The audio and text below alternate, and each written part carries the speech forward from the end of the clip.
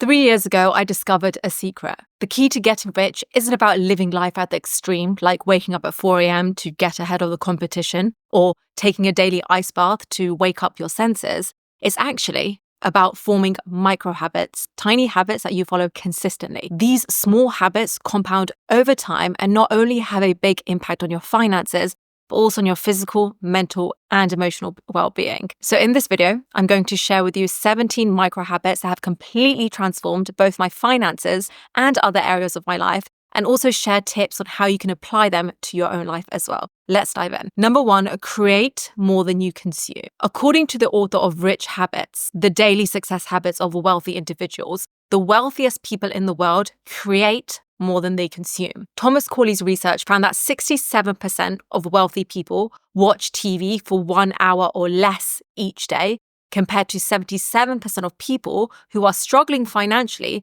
who watch TV for 1 hour or more each day. Instead of being glued to the box, think about how you can create something. When you create something, you develop your knowledge, your skills, your experience more than you ever will through consuming. So to make creation a habit, start small. Maybe just 15 minutes a day doing something that you enjoy. This could be something like starting that YouTube channel that you've been thinking about, writing short stories, or even learning basic coding or something through fun apps. Then to make sure you're on track, do a regular audit of your creation time versus your consumption time. It should always show that you're creating more than you're consuming. Number 2, create distance from the wrong people. There's a saying that is, you are the average of the 5 people you spend the most time with. And this has really struck a chord with me. I can't stress this enough. If you find yourself surrounded by people who are always talking about other people or putting someone else down or complaining, find a way to create distance from that. Because as long as that's around you, you're going to absorb that thinking, and it's going to be really hard to make any drastic changes to your life. You can tell how successful someone is going to be by the size of the problems or by the kind of problems they face.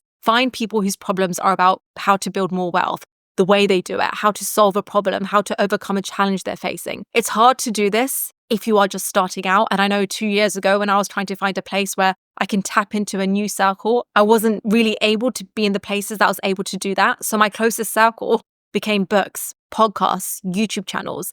The internet makes it so much easier to shift your average. Number 3, create an I can do this file. I record almost everything. Whenever I achieve something significant, I write it down. Whenever I reach an important milestone, I write it down. Whenever I'm paralyzed by fear or doubt about starting something new, I write that down. I remember my first live session on this channel being super nerve-wracking, but I went through it anyway, and I saved the whole process from my fear and my doubt to how I felt after I did it, to all the positive feedback I got after it and how it was received. I put my entries into a tab on my Notion workspace labeled I can do this. And it's just a motivation tool that reminds me about how I'm overcoming things and what I'm capable of. Life has its inevitable peaks and troughs, and on my down days, just revisiting that file helps to put some pep back in my step and motivates me to reach new heights. Number 4, show gratitude.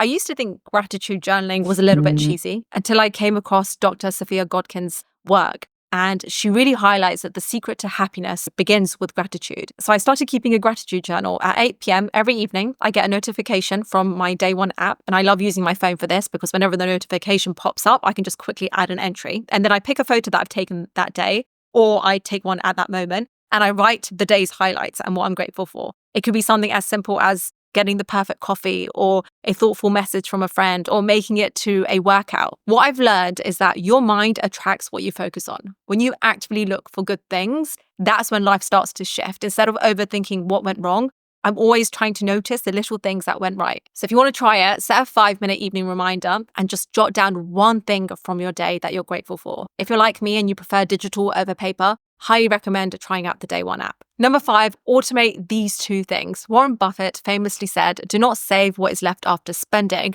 but spend what is left after saving. I take this principle even further by adding investments into the mix. Do not save and invest what is left after spending, but spend what is left after saving and investing. For example, I've set up a system where every month a fixed portion of my income automatically is directed into my savings and my investment accounts before I could even spend a single penny. Doing this has benefited me in 2 main ways. Firstly, I consistently grow my finances without having to rack my brain trying to remember when to make manual transfers, especially when things get busy. And secondly, automating transfers means I'm less likely to make impulse purchases, like that limited time only that turns out not to be such a great deal in the cold light of day. Number 6, get specific. Every year, without fail, I write down one big financial goal. And when I do, I like to be really specific. Why? Because the more specific you are about your goals, the more likely you are to achieve them. So rather than stating a general intention like I will save more money, I tend to be more specific, such as I will save $30,000 for a down payment for my forever home by the end of 2027. So as well as keeping me motivated, I find being specific with my financial goals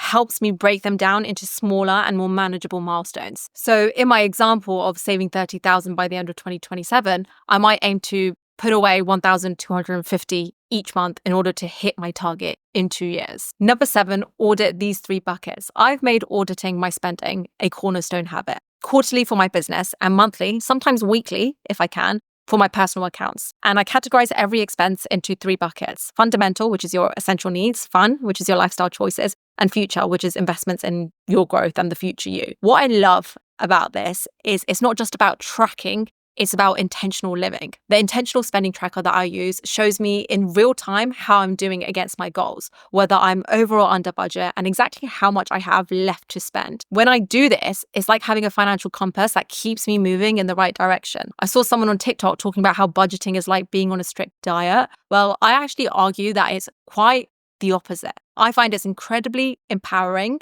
no matter how much you earn, to have some clarity about where your money is going and when. That kind of clarity helps you make financial decisions with confidence. If you want to use my intentional spending tracker, it's completely free. It'll make it easy to categorize your expenses and spot areas where you might be overspending. Plus, it also will tell you how much you have left to spend that month to keep on track with your goals. Number 8, learn something new about money weekly. You know that saying, knowledge is power. Well, Warren Buffett, once again, puts it even better. He says, the more you learn, the more you earn. Every week, I block out just 1 hour, maybe during my lunch break, maybe after dinner, to learn something new about money. It's not a huge commitment, but it makes a real difference. So currently, I'm deep diving into behavioral finance, understanding how our early experiences shape our money mindset. And it's really fascinating to see how childhood experiences, even from as young as age 7, influences whether someone becomes a confident investor or feels anxious about spending. There's always something new to learn, and every little bit of financial knowledge adds up, whether it's learning about a new investment app or understanding how to negotiate better. These small lessons keep opening up new doors. Number 9, stop caring about opinions. Everyone cares about the opinions of others to some extent, and it's one of the most difficult habits to break free from.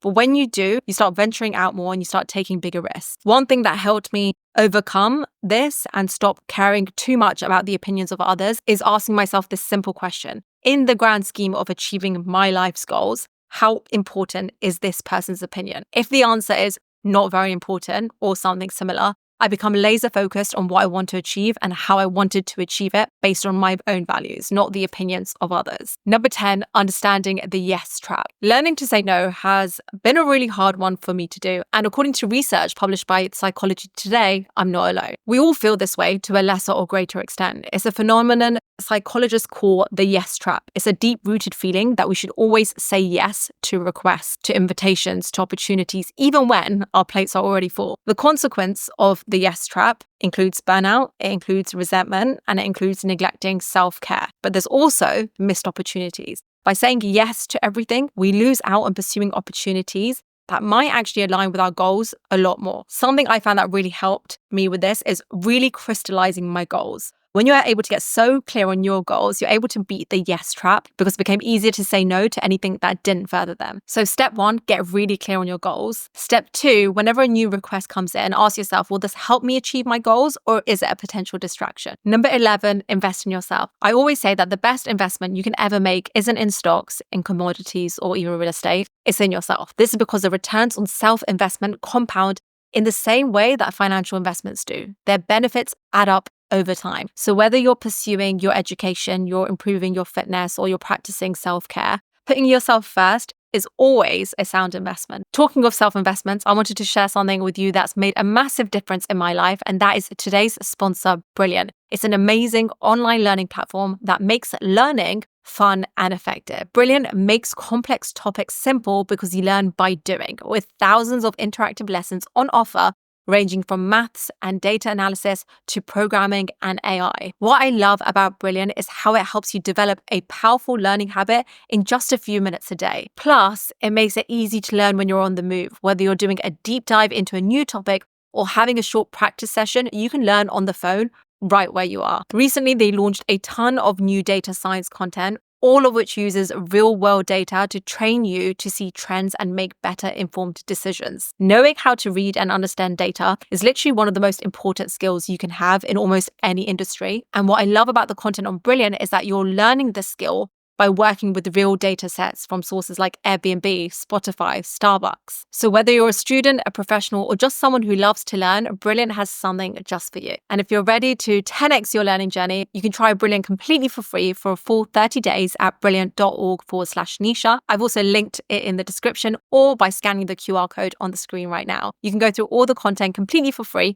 And if you love it and you want to continue, you can also get 20% off of your annual subscription using the same link. Number 12, diversifying your financial life through multiple income streams. Why? Because A, most millionaires you meet will have multiple income streams, and it really is a cornerstone in building wealth. And B, if one of your income sources take a hit, others can make up for that shortfall, allowing you to keep your cash flow healthy. Today, my online income comes from things like brand sponsorships, affiliate marketing, YouTube AdSense, investments, my own products. If you're wondering about how you can go about creating a second income stream, take stock of your skills, your experience, your interests, and think about how you can potentially monetize them. I've also got another video here, which goes into a lot more detail about potential ways that you can monetize your passion. But what I want to add here is that fight the temptation to create multiple income streams at the same time. Start with one and then just go from there. Once that one is self-sustaining, then you can consider moving on to other opportunities. Number 13 is simplify decision-making. Steve Jobs was known for wearing his iconic black turtleneck, blue jeans, and New Balance trainers. And then when Mark Zuckerberg came onto the scene, he often wore grey t-shirts and jeans. They both had the same idea. They wore the same outfit each day to reduce decision fatigue, saving their decision-making energy for more pressing matters. I've applied this to my own life by wearing a select few clothes during my working hours, or specifically during when I'm filming content. By automating these repetitive tasks means there's less friction in me actually sitting here and recording. It saved me a ton of time, but also a fair amount of money too. So think about what areas of your life can you streamline to try and buy back more time and more energy. Number 14, network with intent. I did a podcast recently with Chris Donnelly, who just launched a new business and made 10 million in his first year. And he made a really good point in that podcast where he went through a phase in his business where he was reaching out to 50 or more people a month or asking other people to introduce him to someone. And he really stressed the importance of the who factor in everything that we do. So while I did know this was a thing and I did know the importance of it, the way he scaled his business just made me realize how much of a factor it can be. I've definitely become a lot more intentional with it now, and I've been putting myself out there more and reaching out more to people who I'd love to connect with. You never know who that person can be that can unlock a new opportunity for you. And one thing to stress here is that it's not just about what you can get, but also about what you can give. So to truly stand out, have a think about how you can add value to the person that you're reaching out to. By being intentional and adding value, you can maintain and establish relationships that lead to incredible opportunities both ways, either immediately or somewhere down the road. Number 15, take action before you feel ready. There's no perfect time to start something new. You'll never feel completely ready, and tomorrow never comes. So whenever a good idea comes to mind, I try not to procrastinate. I just take a leap of faith and get the first step underway. When I do that, I may hit some home runs, but I'll also very likely make some blunders too, which I learned from along the way, and that's okay. It's all part of the parcel of the learning process. The key takeaway is to trust your gut and just take that first step, even if you don't feel ready for it. Number 16, ask the questions. Research shows that over 45% of Americans don't talk about money with their family, friends, or their spouse or partners. But the same research states that 66% of Americans believe that conversations about money are key to achieving financial freedom. Most people don't like to talk about money, but if you want to achieve your financial goals, that's exactly what you have to do more of. Having conversations about money doesn't have to be about comparison. It can be focused on understanding people's financial values and learning their strategies. You can kick off a financial conversation in a very casual way, in a non-intrusive way, by asking open-ended questions like, I've been thinking about budgeting lately. How do you manage yours? Next time you meet up with a friend, try a financial conversation starter and be willing to share your own perspective and experiences as well. Number 17, the 1% progress rule. This rule is about making small, consistent improvements to your financial situation each month. This could mean increasing your rate of saving, trimming expenses, or finding creative ways to boost your income. Here's the thing, even a tiny 1% improvement every month adds up to meaningful results over time. Just by doing this, you're setting yourself up for long-term financial success without feeling overwhelmed. Stay consistent and watch those small changes lead to big progress. Give it a try and see the difference that it makes. That's it. There you have 17 micro habits that will change your life forever. If you enjoyed this video, don't forget to subscribe. It really helps out this channel and helps me keep making more content. Thank you so much for watching. I'll see you next week.